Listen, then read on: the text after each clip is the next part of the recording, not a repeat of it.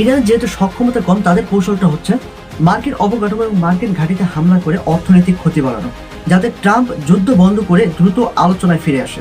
ইতিমধ্যে ইরান তাদের হরমুজ প্রণালী বন্ধ করে দিয়েছে এবং আমিরাতের ফার্সি ঘাঁটি ও সাইপ্রাসের ব্রিটেন ঘাঁটিও কিন্তু মিসাইল হামলার শিকার হয়েছে। ট্রাম্পের লক্ষ্য হচ্ছে ইরানের পারমাণবিক সক্ষমতা ও ক্ষেপণাস্ত্র সক্ষমতা ধ্বংস করা ও দেশটির সরকার পরিবর্তন করা। সামরিক বিশেষজ্ঞদের মতে ট্রাম্পের দীর্ঘ যুদ্ধ করার মতো প্রস্তুতি আছে বলে মনে হয় না। তিনি চান দ্রুত দৃশ্যমান বিজয়, যাতে দম্ভ ভরে একটা ক্রেডিট নিতে পারেন এবং জিততে পারেন পিস অফ নোবেল। এবং ইরানের কাছে জয় মানে হচ্ছে টিকে থাকা। তাই যত বেশি সম্ভব অস্থির বিধ্বংসী হামলা চালিয়ে যুক্তরাষ্ট্র এবং ইসরায়েলকে ক্লান্ত করে তুলতে হবে।